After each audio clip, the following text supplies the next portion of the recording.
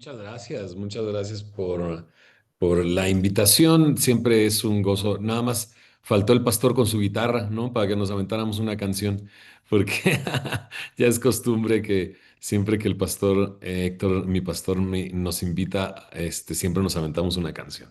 Pero me da mucho gusto estar por acá. Y qué lindo es escuchar este enfoque que le han dado a este mes de lectura de la palabra, de leer la palabra y lo que la palabra de Dios puede hacer en nosotros es algo maravilloso, es algo increíble, increíble, increíble. Si hay algo que mi pastor Héctor hace 25 años, imagínate, en el 2000 me inculcó o me enseñó desde la primera vez que nos sentamos con él, con la Biblia abierta, fue el amor a la palabra de Dios.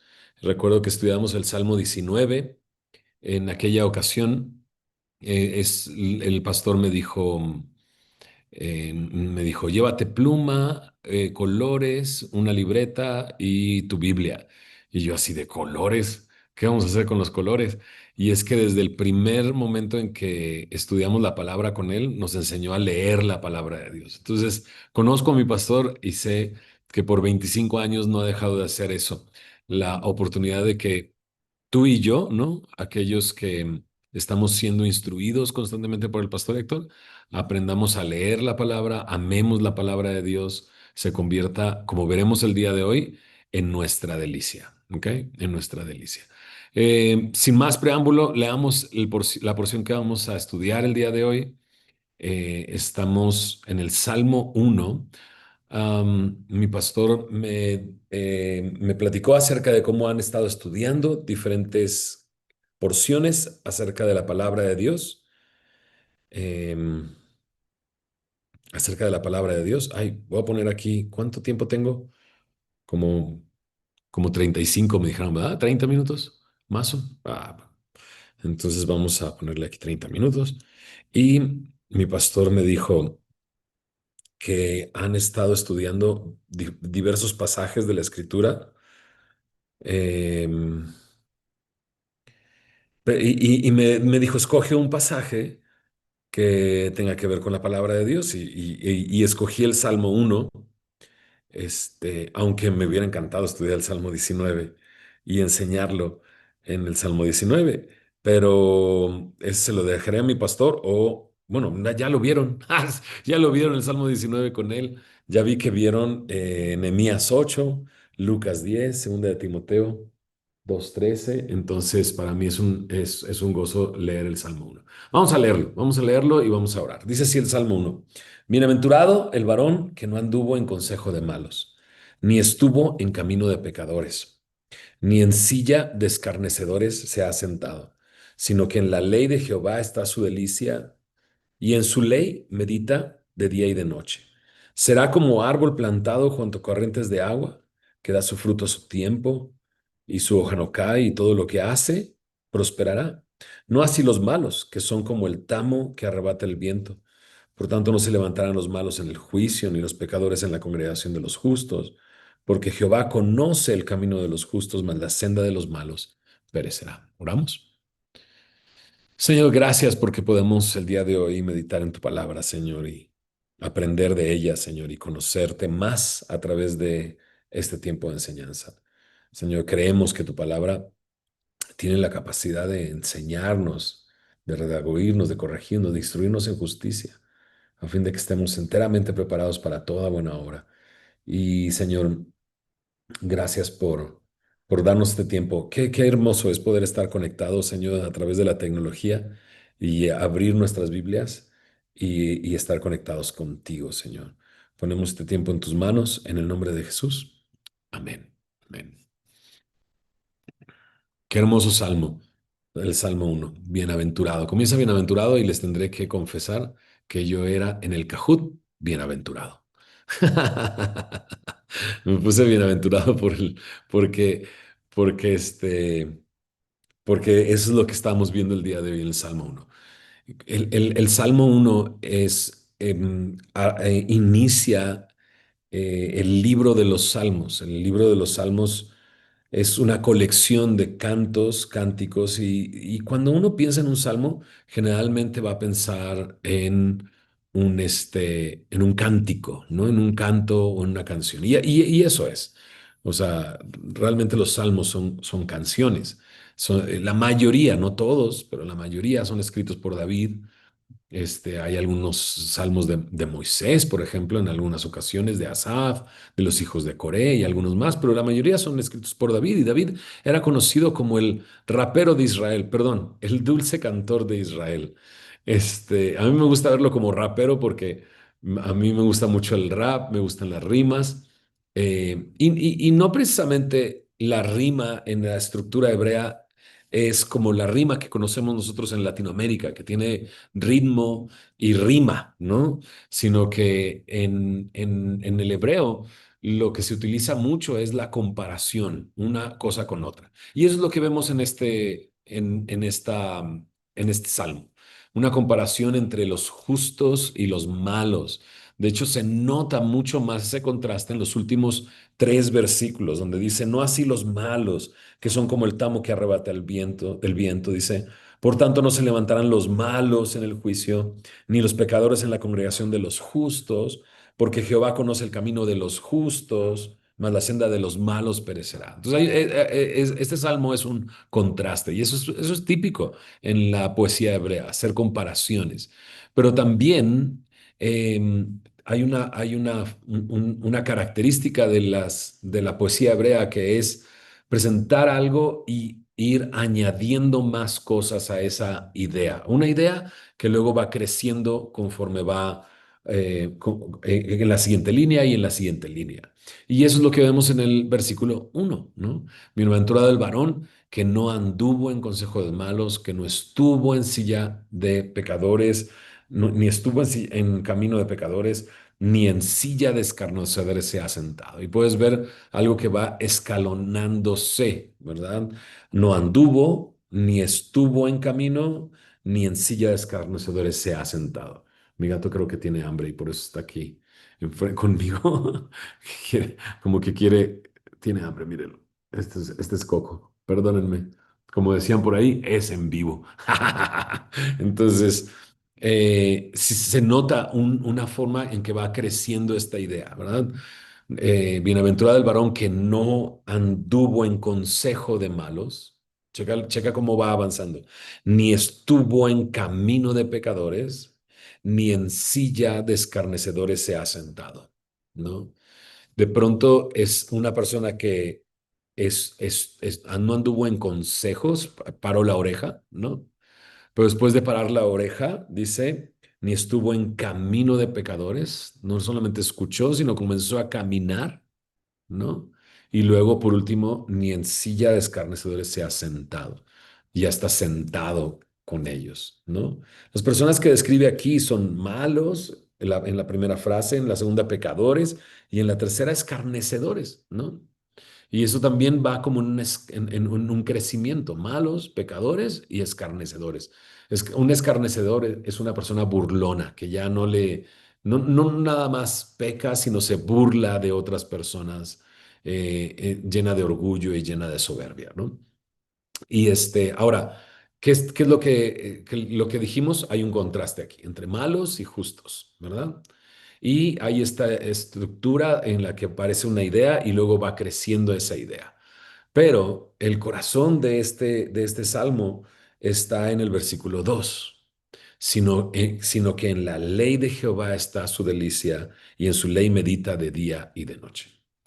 Me puse bienaventurado porque así clasifica a esta persona, bienaventurado. El bienaventurado en este salmo, primero no hace y luego hace. Curioso, ¿verdad?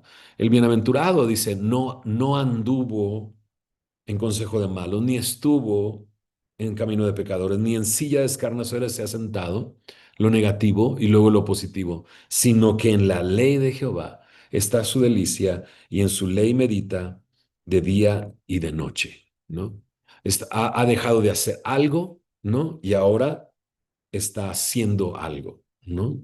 Es lo negativo y luego lo positivo. No anduvo en consejo de malos. Este, ha sustituido el consejo de los malos por el consejo de Dios. Yo creo completamente que la ley, la palabra de Dios, es el consejo de Dios para nosotros. Lo encontramos en diversas porciones de la Escritura. De hecho, mira, el Salmo 119, un salmo bastante largo, el Salmo 119 en el versículo 24 dice, pues tus testimonios son mis delicias y mis consejeros. ¿Ok? En Hechos capítulo 20, Pablo, despidiéndose de la iglesia de Éfeso, en un lugar llamado Mileto, él dice en el versículo 27, porque no he rehuido anunciaros todo el consejo de Dios. La palabra de Dios es el consejo para nosotros, ¿no? Y claro, pues si proviene de aquel que es conocido como el admirable consejero, Dios fuerte, Padre eterno, príncipe de paz, lo que viene de él es el consejo para nuestras vidas. Es un consejo. De hecho, el Salmo 33, unos salmos más adelante del que estamos estudiando, Salmo 33, versículo 10 y 11, hace una comparación, checa. Jehová hace nulo el consejo de las naciones y frustra las maquinaciones de los pueblos. Y luego dice, el consejo de Jehová permanecerá para siempre, los pensamientos de su corazón por todas las generaciones. ¿Ok? Entonces, veámoslo de esa manera. El bienaventurado no anda en consejo de malos, sino que anda en el consejo de Dios. De hecho, ha convertido el consejo de Dios en su delicia. Lo ha convertido en su delicia, ¿no? Em, Eso es lo que ha sucedido en nosotros, ¿no? Su palabra es su consejo para nosotros y piensa en esto, piensa antes de conocerle, ¿no? Antes de conocerle yo tenía una Biblia, me la habían regalado de niño, yo creo que en mi primera comunión, siendo católico, hice la primera comunión y me regalaron una Biblia y mi Biblia era una de pasta dura, de pasta color vino y hojas de papel arroz, así delgaditas, delgaditas. Yo cuando la leía, ¿no? En esa época, antes de conocer a Cristo, no entendía nada. O sea, no entendía absolutamente nada, no lo entendía, pero la tenía como una especie de amuleto. No sé si tú hacías eso antes, ¿no? O no, pero yo la ponía abajo de mi almohada cuando soñaba feo, porque decía, a lo mejor así me va a proteger. La ponía abajo de la almohada a ver si se me pegaba algo por ósmosis o algo así, ¿no? O como el meme ese del chinito que agarra el libro y que está en la escuela y le hace así, así como, a ver, que todo lo que viene aquí en este libro se me pegue de alguna manera, pero no entendía absolutamente nada, ¿no? Y no fue sino hasta que conocí del Señor y nací de nuevo, fue como que se me abrieron los oídos y el entendimiento para comprender la palabra de Dios. O sea, lo tengo muy claro. Eh, Varios momentos, cuando yo la primera vez que fui a una iglesia, comenzaron a explicar la palabra de Dios, y de pronto lo comencé a entender, ¿no? Y a la cuarta vez que fui, recibí a Cristo. Comencé a tener mi propia Biblia, comencé a leerla, pero tengo tan claro la primera vez que llegué a Semilla, acá en la Ciudad de México. Estaban en una escuela en la zona rosa, en el auditorio de una escuela, y me acuerdo que llegamos, mi esposa y yo, antes de casarnos, todavía no nos casábamos, llegamos por primera vez a Semilla y el pastor Héctor estaba enseñando Mateo capítulo 5 verso 1 al 12. Me acuerdo perfecto el día que llegué y cuál era la porción que estábamos estudiando. Y me acuerdo que mi esposa dijo, wow, hoy entendí muchísimo, ¿no? Qué curioso, ¿ah? Antes no, yo leía la palabra, no entendía nada, le conocí y ahora le entiendo. En Primera de Corintios, en el capítulo 2 al final, Primera de Corintios, capítulo 2, Pablo dice algo muy interesante acerca de esto. Primera de Corintios 2 al final, dice...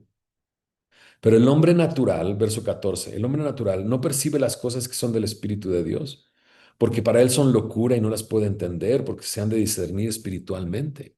En cambio, dice, el espiritual juzga todas las cosas, pero él no es juzgado de nadie. Porque ¿quién conoció la mente del Señor? ¿Quién le instruirá? Mas nosotros tenemos la mente de Cristo. Yo creo que eso es lo que pasó en mi vida. Pasé de ser un hombre natural a ser un hombre espiritual. Así lo presenta Jesús cuando en el encuentro con Nicodemo le dice, no te sorprendas de que te diga esto, es necesario nacer de nuevo.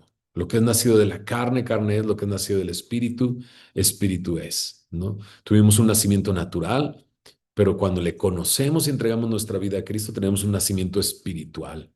Y el hombre natural no puede entender las cosas que son de Dios, pero el hombre espiritual sí, ¿no? El hombre natural no puede entender las cosas de Dios, no las puede comprender, no las puede percibir. Para él son locura, ¿no?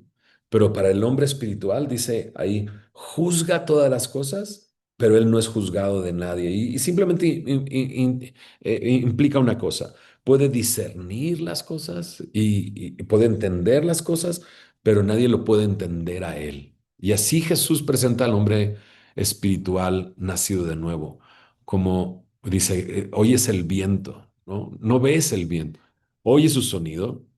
Dice, pero no lo puedes ver. Así es todo aquel que ha nacido del Espíritu. Es movido por el Espíritu Santo y la gente se queda sorprendida de qué es. Y de pronto, nosotros cuando conocimos a Cristo, ahora hay un deseo por la palabra de Dios, ¿no? Y quizás algunos nos encontramos en ese punto, ¿verdad? Bienaventurado el hombre que no anduvo en consejo de malos, ni estuvo en camino de pecadores, ni en silla de escarnecedores se ha sentado. Y pensamos, bueno, es que ya no estoy escuchando, ¿no? Acá en México sería a Marta de baile. Es una conductora de radio, ¿no? Y que da sus consejos y lleva expertos. No, ya no estoy escuchando eso, ¿no? Ahora estoy escuchando la palabra de Dios. Ahora, curioso, ¿no? Pero es que la Biblia, ahora estamos estudiando Jeremías. En Jeremías, en el capítulo 17, en Jeremías capítulo 17, nos dice que el corazón es engañoso, ¿no? De pronto pensamos, bueno, ya no estoy siguiendo el consejo de alguien más que sé que es malo, que es pecador, ya no estoy escuchando a Bad Bunny, perdón, no sé, lo que quieras, ¿no? Este, pero a veces escuchamos nuestro corazón más que la palabra de Dios y necesitamos conocer la palabra de Dios. ¿Qué va a pasar? Dice ahí, sino que en la ley de Jehová está su delicia y en su ley medita día y noche. Si hay algo que mi pastor me enseñó fue a tomar café. Los que lo conocen saben de lo que estoy hablando. Le encanta el café y disfrutamos mucho el café. Y antes ni tomaba café yo, pero él era lo único que subía a un estudio que tenía de grabación y empezó a encantarme el café. Ahora el café es una delicia para mí. Cuando hay algo que se convierte en tu delicia, lo quieres, ¿no? Todo el tiempo. O sea, adivina cuántos cafés me hago al día, pues. Si es mi delicia. En la mañana empiezo con un café. Al mediodía ya me estoy preparando otro. Mi esposa, ¿no? Me escucha moler café y dice, "Ay, ya te estás haciendo otro café, ¿no? Y en la noche me tomo otro café. Me encanta porque es mi delicia. Así, checa, en la ley de Jehová está su delicia y en ella medita día y noche. ¿Por qué medita en ella día y noche? Porque es su delicia, ¿no? Y meditar tiene este sentido de rumear, ¿no? Entre los dientes, como murmurar, como traer algo que estoy en repetición. No, no es la meditación de dejar tu mente en blanco, no pensar nada, sino es de llenar tu mente con la palabra de Dios. Y hace una promesa increíble.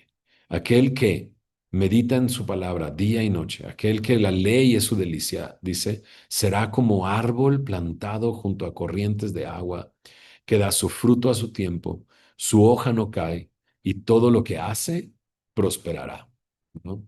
Es curioso, un árbol, ¿no? Porque la Biblia está llena de esta imagen de un árbol, ¿no? Desde el principio, desde Génesis, en los primeros capítulos.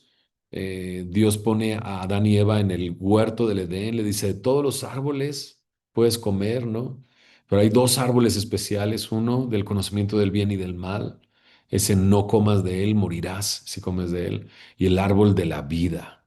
Entonces, la imagen de un árbol siempre aparece en la Biblia, ¿no? Y yo vivo en la Ciudad de México. La otra vez que vino mi pastor, se sorprendió del tamaño de los árboles aquí. Y sí, la verdad es que los árboles aquí en la Ciudad de México son enormes, son gigantescos. Es más, atrás de mí, si alcanzas a ver un poquito, está un árbol. Yo vivo en el piso 4, en el cuarto piso vivo, y ese árbol viene desde abajo, desde la calle. Los árboles aquí son gigantescos, son enormes. Es una de las cosas que nos encanta a mi hija y a varias, a una de mis hijas en particular, Valentina, le encantan los árboles, y siempre que vemos un gran árbol nos quedamos viendo ahí y nos sorprende ver las ramas, lo grande que es. Y bueno, y como acá en México no son tan cuidadosos con cuidar lo que hacen las raíces, bueno, destruyen las banquetas y todo, ¿no? Lo hemos visto. Las raíces son profundas, tan profundas como el follaje que tiene ese árbol, ¿verdad? Bueno, dice aquí, en comparación con los malos, checa el versículo 4. No así los malos que son como el tamo que arrebata el viento, ¿no? Hay un gran contraste, otra vez, la poesía hebrea tiene que ver con contrastes. Mientras el bienaventurado, ¿no? En contraste con el malo, ¿no? El bienaventurado que medita en la palabra día y noche, ¿no? Es como un árbol plantado junto a corrientes de agua, que tiene sus raíces profundas y da fruto y su hoja no cae. El contraste es el malo, que es como el tamo que arrebata el viento. El tamo es la cascarita que cubre el trigo, el grano de trigo. Y era una imagen muy común para los judíos que sembraban trigo, ¿no? Y cuando querían separar la cáscara del fruto o del trigo, de la semilla, lo que hacían era ponerse en una lomita, ¿no?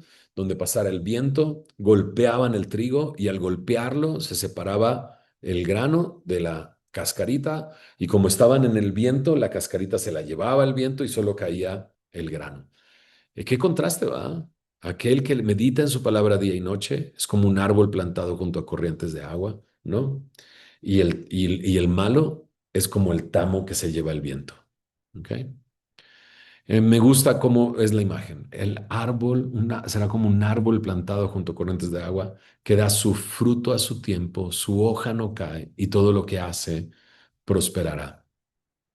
Fruto que da su fruto a su tiempo, su hoja no cae y todo lo que hace prosperará. Los árboles cambian, ¿verdad? Conforme pasan las estaciones. ¿Ok? Aquí en la Ciudad de México no son muy marcadas las estaciones. Hay lugares en Estados Unidos, hay lugares allá en el sur de Latinoamérica, en Argentina, en Chile, donde es muy marcado por la latitud del planeta las estaciones del año, ¿no? Entonces, en cuanto a las estaciones del año, en el otoño, pues se caen las hojas, ¿verdad? El invierno están los árboles vacíos, o sea, pues, vacíos no tienen hojas. Llega la primavera, se llenan de hojas, ¿no? Y en el verano, ¿no? Y pasando el verano, ¿no? Llega la cosecha. Entonces tienen un ciclo. Pero este árbol que está junto a corrientes de agua, dice, su hoja no cae. Aunque cambie la estación, su hoja no cae, ¿no? Y da su fruto cuando debe de darlo, ¿no? Me encanta eso porque nuestra vida puede ser comparada a eso, a diferentes cambios de clima, ¿no? A cambios de estaciones, pero eso no nos mueve, ¿no? Si estamos enraizados en las corrientes de agua de su palabra. La palabra de Dios es comparada como agua en Efesios capítulo 5, ¿verdad? Como agua. Y cuando estamos plantados y enraizados en esa agua, en la palabra de Dios, en meditando en su palabra día y noche, damos fruto. Nunca, yo no sé si te ha pasado esto, pero yo nunca he visto a un árbol comer su propio fruto. No, o sea, no, el fruto no es para el beneficio del árbol, sino es para el beneficio de alguien más. Y me encanta eso, porque el fruto que podemos dar al estar meditando en la palabra de Dios es para los demás, no necesariamente para mí, ¿no? Y cuando pienso en fruto, no sé, no sé cuál sea tu fruta favorita, ¿no? Algunos me dirán que el mango, ¿verdad? No sé por qué, pero el mango es una de esas frutas muy especiales. La sandía, ¿no? ¿A quién no le encanta una sandía, ¿no? Bien fresca, ¿no? En el verano y que la muerdes y es agua, así agua, ¿no? Tuve la oportunidad de ir con mi esposa, nos invitaron los surfistas cristianos, ¿no? A dar una conferencia y fuimos a dar allá a las costas de Oaxaca. Nos recibieron en un hotel con un coco, ¿no? Y fue como maravilloso, ¿no? Tomé el agua del coco y después me trajeron el coco así, ¿no? En trozo, ¿no? La carnita, uf, ¿no? Ya no sé si se te hace agua en la boca, pero es increíble. El fruto es algo delicioso y es de beneficio para los demás. Así nosotros, cuando meditamos en la palabra, cuando estamos en ella día y noche, podemos bendecir a las personas que están con nosotros. Déjame terminar en un pasaje en Colosenses capítulo 3. Acompáñame a Colosenses capítulo 3. Vamos a quedarnos con esta idea de cómo cuando nosotros estamos enraizados y damos fruto, podemos bendecir a los demás. No estás tú para saberlo, ni yo para contarlo, y a lo mejor ni me vas a creer, pero Colosenses capítulo 3 es uno de mis capítulos favoritos de la Biblia. Aunque, pues, bueno, preguntarle a un pastor cuál es su versículo favorito o su capítulo favorito, te puede decir 20 capítulos, ¿verdad? Pero este es uno de ellos, Colosenses capítulo 3.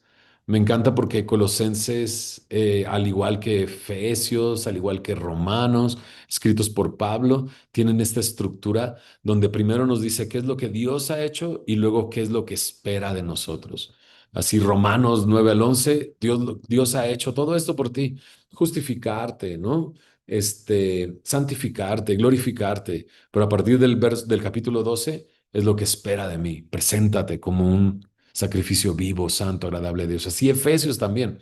Efesios está escrito de esa manera. Todo lo que Dios ha hecho por nosotros, lo que es lo que espera. Y Colosenses igual. Y cuando llega a Colosenses capítulo 3, es esta respuesta. Deja atrás la vida antigua, vístete de una nueva vida. Él te ha dado una nueva vida. Y checa cómo llega al versículo 16.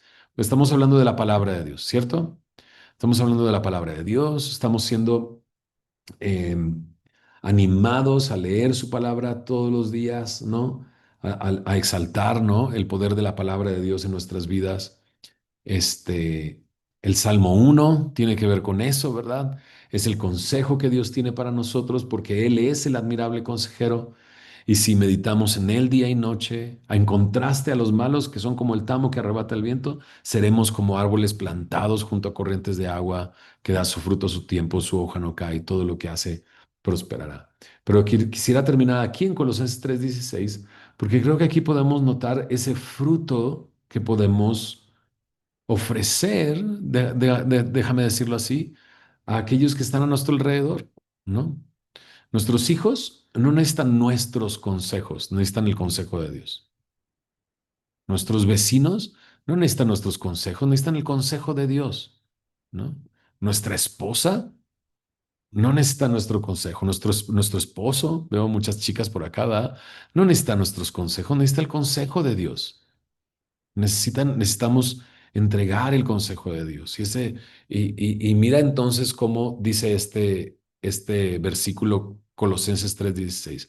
La palabra de Cristo mora en abundancia en vosotros, enseñándoos y exhortándonos unos a otros en toda sabiduría, cantando con gracia en nuestros corazones al Señor con salmos e himnos y cánticos espirituales. La palabra de Cristo more en abundancia en vuestros corazones. Qué hermoso, ¿no? O sea, piénsalo. La palabra de Cristo more en abundancia en vosotros. No nada más que more, sino que more en abundancia. ¿Ok? Y no nada más que more en abundancia, sino que more en abundancia en vosotros. ¿no? La palabra de Cristo. No, no quiero hacer ninguna distinción acerca de si se refiere a las palabras de Jesús, las palabras en rojo. No, no, no. Creo que toda la palabra es la palabra de Dios. Toda la palabra es la palabra de Cristo, ¿no? Y Jesús dijo, mis palabras son espíritu y son vida. Mis palabras son espíritu y son vida. Dice, escudriñad las escrituras. Sí. Ustedes creen que ahí está, ¿no? La vida eterna dice, pero de ellas dan testimonio de mí. La palabra de Dios es el testimonio de Jesús, es la palabra de Cristo. Y luego dice ahí, la palabra de Cristo more en abundancia en vosotros, more. Cuan- em, estas últimas 3 semanas he estado viajando mucho con mi esposa. Nos fuimos hasta Buenos Aires unos días. Bueno, escuché, ¿va? El pastor también anda viajando por todos lados, pero tiene una casa, ¿va? O sea, mora en un lugar, ¿no? Y pensaba en esa diferencia de estar temporalmente en un lugar a morar en un lugar y la diferencia que hay entre esas dos cosas. Si yo llego a un hotel por 5 días, no voy a andar cambiando de lugar la cama, ¿no? No voy a andar remodelando el baño, ¿no? Porque, híjole, el baño está muy pequeño y me gustaría que el baño fuera más grande. No, porque no es mi morada, ¿verdad? Pero cuando ya yo llego a una casa, ahí yo sí hago todos los cambios que quiero hacer, porque ahí voy a morar, voy a cambiar las cosas del lugar, voy a acomodar las cosas a mi gusto, ¿no? Como yo lo quiero. Y pienso en eso. Imagínate la palabra de Cristo de paso en ti o el contraste en la palabra de Cristo morando en abundancia en ti. Es dejar que la palabra de Dios reacomode tu vida, reacomode tus prioridades, reacomode todas las cosas. ¿Ok? Ahora ya vimos que si meditamos en su palabra, seremos como árbol plantado junto a corrientes de agua que da su fruto a su tiempo. Checa cómo dice ahí Colosenses 3:16 y con esto terminamos. La palabra de Cristo mora en abundancia en vosotros, enseñándoos, ahí está mi tiempo, enseñándoos y exhortándoos unos a otros en toda sabiduría. ¿Ok? Por eso decía hace unos momentos, mis hijos, mi esposa, ¿no? Tu esposo, las personas que están a tu alrededor, en tu trabajo, no necesitan tu consejo, necesitan el consejo de Dios. Y cuando la palabra de Cristo mora en abundancia en mí y reacomoda mis prioridades y reacomoda mi vida, ¿no? Entonces tendré algo que enseñar y exhortar a otros y lo haré en toda sabiduría. El consejo no se va a quedar en mí, el consejo va a pasar a las personas que están a mi alrededor para bendecirles, para animarles, como ese fruto, como esa sandía, ¿no? En el verano, como esa manzana, ¿no? Que nos hace crecer, nos hace disfrutar, ¿verdad? Entonces, sé que el pastor Héctor habla mucho de esto. Si yo soy responsable de mi vida, tengo que ser responsable de mi vida espiritual, ¿no? A través de esta relación con Dios, por medio de su palabra. Y cuando hacemos eso, podemos convertirnos en bendición para otros. La bienaventuranza no se queda nada más en mí.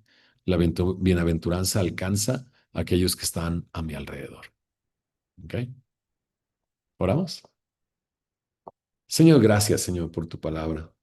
Gracias porque hemos podido meditar en esto, Señor. Podemos sorprendernos, Señor, al darnos cuenta que tu palabra puede hacer tanto en nosotros, Señor, pero no nada más en nosotros, sino en aquellos que están a nuestro alrededor. Señor, te pido eh, que tú hagas tu obra en cada uno de nosotros por medio de tu palabra. Primeramente, que sea tu palabra morando en nosotros, Señor. Danos ese deseo, ese anhelo y esa disposición de rendirnos a ti y a tu palabra de tal manera que, que tú reacomodes nuestra vida, acomodes nuestras prioridades, nuestros objetivos, traigas salvación, libertad por medio de tu palabra Señor, así dice tu palabra, seremos verdaderamente tus discípulos cuando permanecemos en ti, tus palabras en nosotros, conoceremos la verdad y la verdad nos hará libres. Señor, tu palabra puede convertir nuestra alma, hacer sabio el sencillo, alumbrar nuestros ojos, alegrar el corazón. Tu palabra es más deseable que el oro. Señor, podemos ser amonestados, abrillantados, Señor, y en guardar tu palabra hay grande galardón, Señor. Pero, Señor, qué bendición es comprender que es tu consejo para nuestras vidas, pero que también eso puede convertirse en la oportunidad para que nosotros podamos enseñar y exhortar, animarnos unos a otros, Señor, en toda sabiduría. Gracias por tu palabra, Señor, y gracias por este tiempo. En el nombre de Jesús. Amén. Amén. Amén. Amén.